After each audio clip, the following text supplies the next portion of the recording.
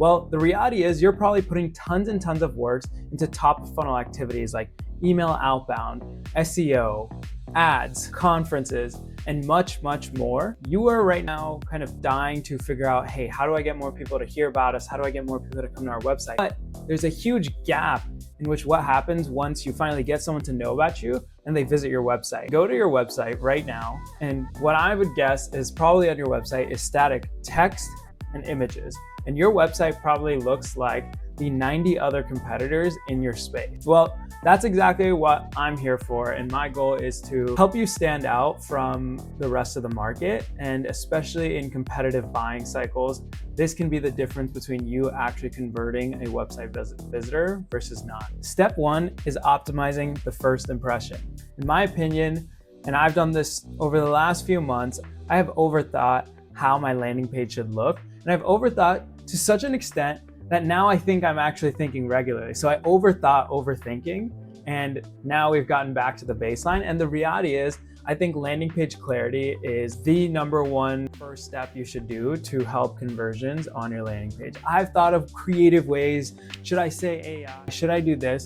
No. Just think about what is that core message that you want people to walk away with, whether that's understanding what you do or understanding the benefit, and make that the header. Also, within the step of optimizing the first impression, I would say reduce the friction. Honestly, have really clean designs. My pro tip here is find a template either on Framer or Webflow that you really like and push yourself to reduce the amount of changes you make to that template as much as possible. For the Harloop website, what I did was I found a template I loved, and I didn't change anything except for just the text, images, and I'd added, the Harloop embed, and everything else was the same. And the reason I did that is because I know there was some designer that is really good at their job and probably gets paid hundreds of thousands of dollars to build these website designs that I have no business changing what they made. Frankly, one of my favorite quotes, especially for entrepreneurs, is great artists steal. Find what you like and just take it. That's why these templates exist, for you to take, and I wouldn't change it too much. The third point within step one is add credibility.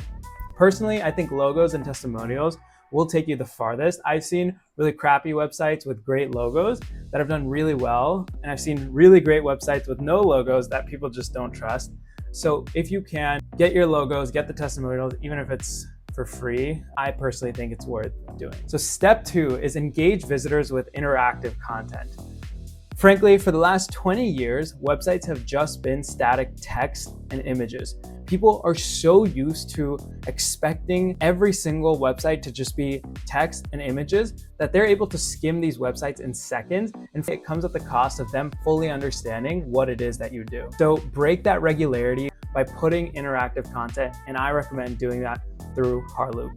Harloop essentially is a short form embed that lives on your website, but more importantly, it collects data on what your website visitors, or what we like to call your warmest leads, actually care about. So after a week to a month of using Harloop, you might figure out that when you show a customer testimonial followed up with a product video, followed up with a benefits video, your conversion rates are 5 times higher than some other order of videos. And it's this type of data that can allow you to answer the $1 million question, which is, what do my prospects need to see before they actually end up buying? Because when you know that, you can absolutely optimize on knowing that, hey, customer testimonials act better than product unboxings or vice versa. And that's the type of data that as a business leader, you should be paying attention to and really optimizing and wrapping the company around. Step 3 is track and personalize. So frankly, not every website visitor is created the same.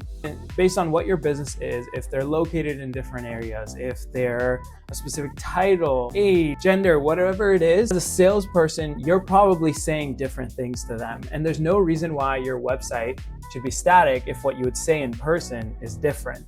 And so what I would say is you can use multiple tools like Optimizely, Harloop, maybe a few others as well, A/B testing softwares, where based on the cookie data of the person coming into the website, you can actually change what you say and how you say it.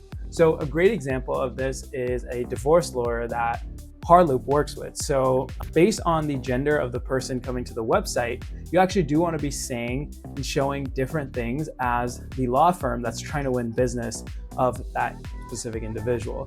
And so with Harloop, they're able to see the cookie data of that visitor and then go and show different representation motions, talk about different case studies, different examples based on who that person is and what their age is. So it's just those types of examples where personalization and hyper-personalization is the future of websites. And you can find vessels like Optimizely and Harloop to do exactly that. So just to review the 3 steps, the first is clarity of your website. Keep it simple. I promise you, people will not be reading the words and much of the images that you guys are taking so much time trying to optimize. If you are trying to really optimize the wording and the images, do it through videos, make great videos and optimize those and put them on your website. Don't do it through making the website super word or text heavy. Step 2 is engage visitors with interactive content. Break the regularity cycle. People are so used to just skimming websites really quick, Xing out, opening a new tab. Break it by putting something different on your site, whether that's Harloop or something out of another toolbox you may have found. Go for it. I always believe in zigging when everyone zags. And then step 3 is tracking and personalizing your website. There's multiple tools. Obviously, feel free to do the research. We always recommend Harloop. So yeah, if you found this helpful and if you're ever interested in it at all or know someone who might be, you can always book a demo on the Harloop website. So follow for more. I'm gonna be trying to give practical advice to CEOs, CMOs, CROs, and just entrepreneurs in general. So thanks for the time and we will talk soon. Thanks.